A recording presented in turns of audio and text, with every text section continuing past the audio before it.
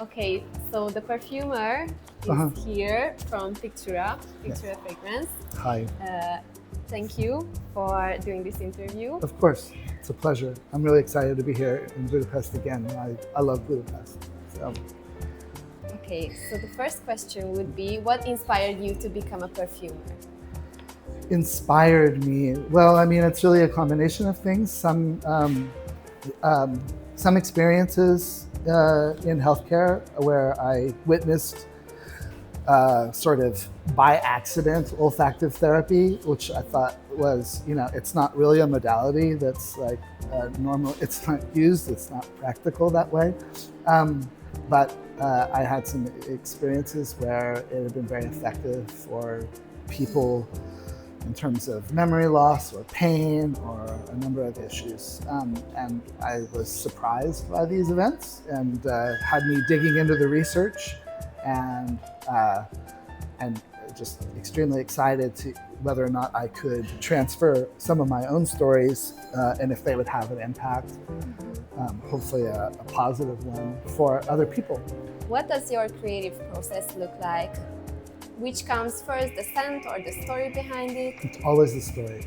Yeah, I'm always working from an idea that I feel needs to be expressed, or a piece of my own history, or an important piece of folklore that I think needs retelling. And I always write that out long form first, and then after that's finished, then I formulate so that it reflects that story as truthfully as possible.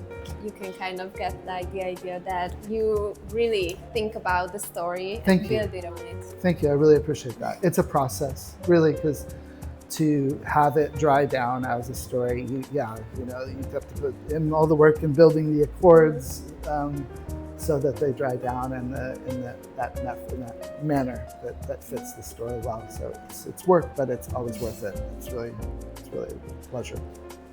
Is there anyone whose opinion you value when creating a perfume, or do you go entirely your own way?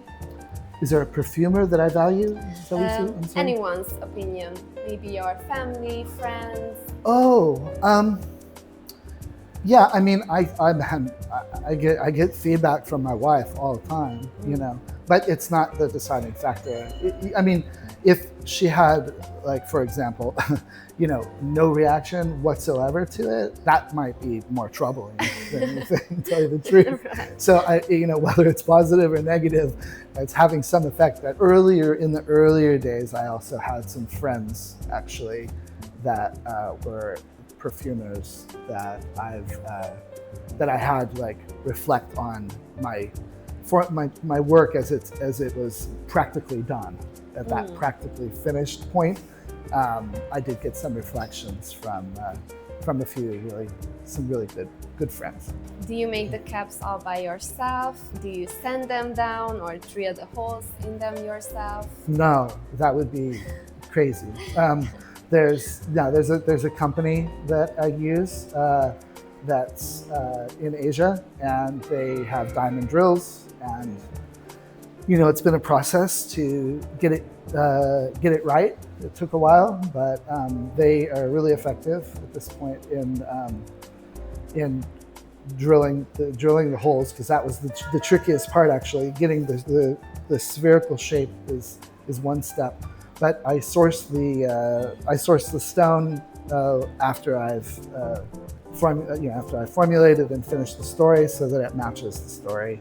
I source together with somebody in Asia as well, and we look at, like, in live real time at the market where they're selling the stone, and we make some decisions about how it feels.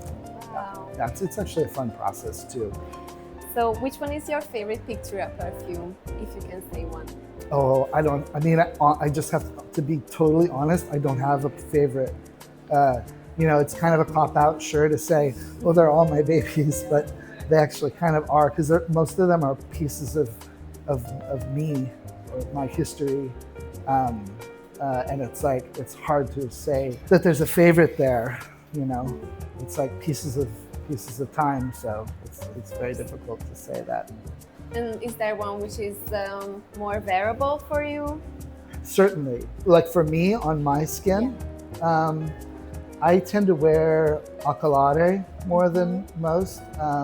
When, like summer, spring kind of time, probably I'm more in the Suriname Vert realm. Yeah, those are two that I more regularly wear than the others. I mean, a quincum, I'm here in Budapest.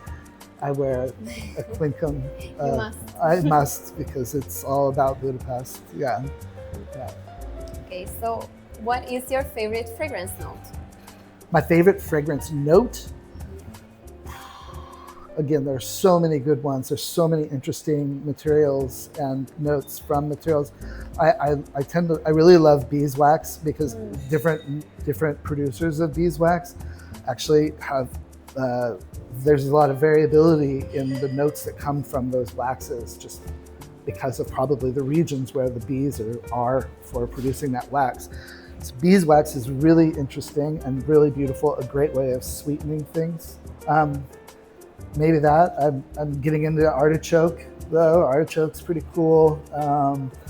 Wool Absolute is a note. I see it more as a tool of softening. That's amazing. It's kind of a magical material.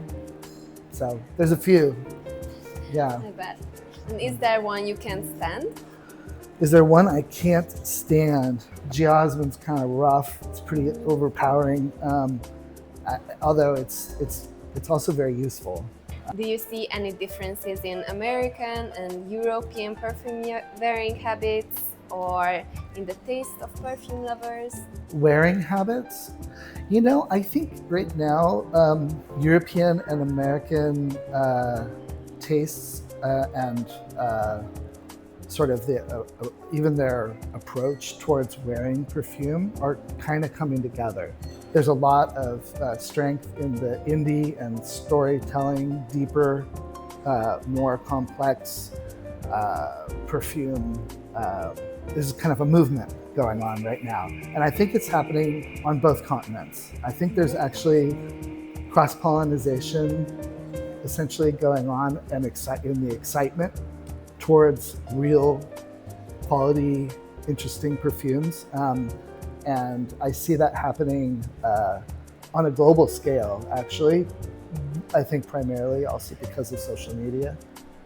The communities are sort of they're intermeshing, and I think that's a good thing, because I think it's lifting, it's raising the bar on like it's challenging perfumers to do better work and to get more real with what they're producing. So it's pretty exciting. What did you like about Budapest? What do I like? Oh, I love the baths. I love the baths here because they're just super relaxing, and I love that they're even prescribed as therapy for people, for patients, like Hungarians. So it's not just tourists in some of these baths, and they're just lovely. And I love hearing the cacophony of in some of the baths that are indoors, the cacophony of the sounds, all the different languages bouncing off of the walls, and just sitting there and kind of zoning out and just vibing, not just to the warm water and the calmness of the warm water, but like this sort of like the massive of beautiful, tones of speech and languages folding together. To me, it's very inspiring. It's gorgeous. Yeah, it also has like an echo to it, and it's Totally. nostalgic. Yeah. Think about it. Yeah, and Budapest is such an international city, even historically. If you think even back in the, Austro-Hungarian Empire period, there was probably a multiplicity of languages also bouncing off of the walls. So Ottoman Empire, in some of those like darker, more Ottoman style baths, there again, languages of all kinds. It's really cool. It's very cool. And what's your story with Budapest? My story with Budapest, well, my wife was Russian, and my parents-in-law, we would meet here in Budapest a long time ago. that was just easier than coming all the way to the U.S. So I've been coming here for like over 13 years, pretty often. Yeah, just about every year. Do you have any favorite perfumers? Any favorite perfumers? Goodness. Well, a very close friend of mine, Bryson of Alloy Studios. Gultiari, you know, from Massamato fame. I mean, he really was one of my most like early inspiring perfumers, just because I realized you can be a little weird and a little crazy, and that you have that allowance. I think he gave allowance. He gave us room to I think do some real passionate work. I really respect that he opened up for everybody. I think not just me as a perfumer, but I think the industry as a whole. If that piece hadn't been there, this may not have even happened. So I have a lot of respect for him. Yeah.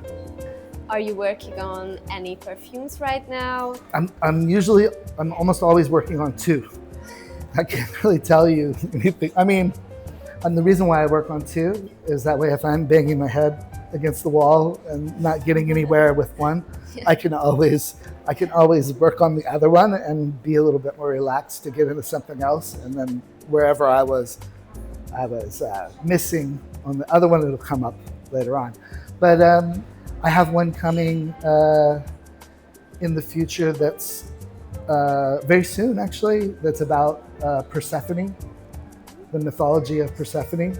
And I can tell you that there will be rose and there will be pomegranate.